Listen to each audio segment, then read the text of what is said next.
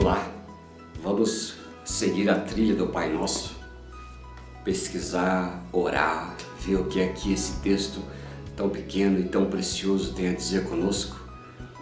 Nós lemos ali em Mateus capítulo 6, versículo 9 em diante, Jesus ensinando: portanto vós orareis assim: Pai nosso que está nos céus, santificado seja o teu nome, venha o teu reino, faça-se a tua vontade, assim na terra como no céu. Pão nosso de cada dia dá-nos hoje, perdoa-nos as nossas dívidas, e assim como nós temos perdoado aos nossos devedores, não nos deixe cair em tentação, mas livra-nos do mal.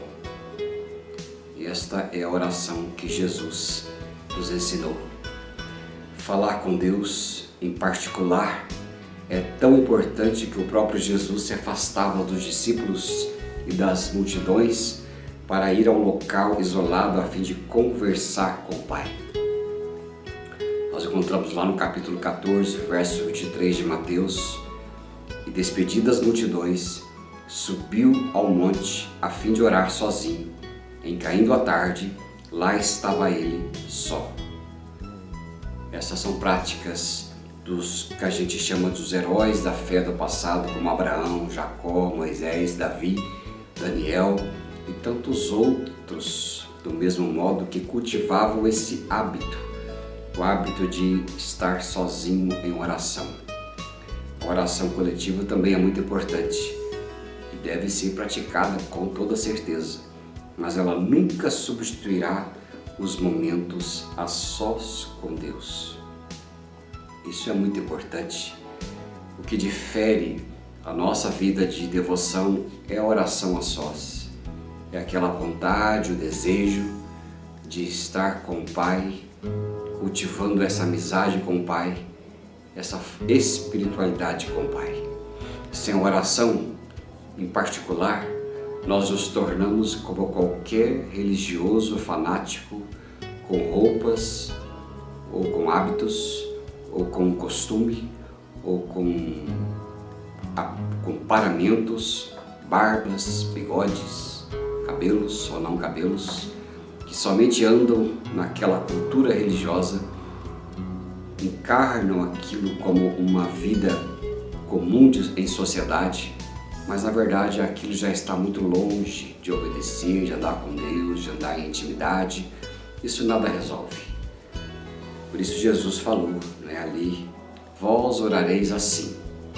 E quando ele ensinou os seus discípulos a oração do Pai Nosso, não era a intenção dele de que nós a usássemos literalmente às vezes que desejássemos orar ou rezar em momentos específicos ou em momentos que a gente considera um rito. Não era nada disso, nenhuma reza decorada. Ele quis deixar aqui um modelo de como devemos nos comunicar com o nosso Pai Celestial. São muitos aspectos de uma oração reunidos aqui e que aqui envolve a adoração, o pedido e o agradecimento. Jesus nos estava ensinando uma reza a mais. Os judeus já tinham os 10 mandamentos e os 613 ritos que caminhavam junto com esses mandamentos e com inúmeras orações. Mas o que ele ensinou aqui foi a intimidade com ele, momento de, naquele oração, nós sabemos que ela contém partes da nossa vida diária. E isso é muito importante. Um primeiro aspecto que ele coloca é: Pai Nosso que está nos céus. Essa adoração ela é essencial para que possamos entrar nessa presença de Deus em oração, chamando-o de Pai, porque ela enriquece a nossa humildade, ela mostra a sinceridade da nossa alma e dignifica, honra e exalta ainda mais o nosso Senhor como um Pai amoroso. E essas são palavras que a Bíblia usa de Pai, Nos textos aqui que nós vamos ver, nós vemos a menção a Deus como Pai. Por exemplo, uma palavra usada no Velho Testamento em aramaico que se lê como Ab ou Abba e pode ser traduzido como pai, pois em algum lugar, em tantos momentos, em muitos casos, como nosso pai dos nossos ancestrais, daquele que nós honramos. Essa palavra é usada, por exemplo, nos textos de Salmo 103, Salmo 68, Isaías 63, verso 16. Todas essas são palavras usadas como pai, aquele que é conosco. Outra palavra usada no Novo Testamento em grego é o pater, que se lê como pater. Esta pode ser traduzida como pai, como senhor, no sentido de uma pessoa que nós honramos, uma pessoa mais velha, entre outros termos ou outros sentidos. E o uso desta palavra é encontrado diversas vezes, por exemplo, nos textos de Mateus capítulo 5, verso 48, em vários deles. Eu gosto muito de 1 João capítulo 3, versículo 1, que diz: "Vede que grande amor nos tem concedido o Pai, a ponto de sermos chamados filhos seus. E de fato somos filhos de Deus. Por esta razão o mundo não nos conhece, porquanto não o conheceu a Ele mesmo." Veja que a Bíblia mostra por diversas vezes Pai, o nosso Pai. E outro verso, Isaías 64, verso 8, que nós já encontramos, já citamos aqui, diz: "Mas agora, ó Senhor, Tu és o nosso Pai. Nós somos o barro, e Tu o nosso oleiro, e todos nós, obra das Tuas mãos." Jesus quis nos ensinar a destacar, a saltar aos nossos olhos o termo Abba, Pai, Pater. É esse Pai mesmo, que não é aquele Deus da religião ao longe, que Ele fica escondido da gente, que Ele é um Deus impessoal, que é um Deus da reza, é um Deus da religiosidade sem vida.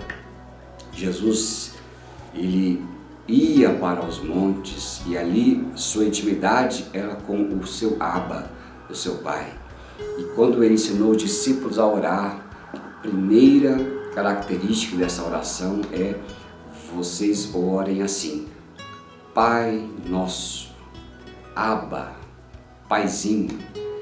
E é isso que Ele deseja que nós tenhamos de intimidade, chamando ao nosso Deus de Pai, de Abba, conhecendo profundamente, da melhor maneira que nós pudermos, e assim vamos ter uma oração muito bem feita, porque ela chega diante de Deus como o nosso Abba, o nosso Pai.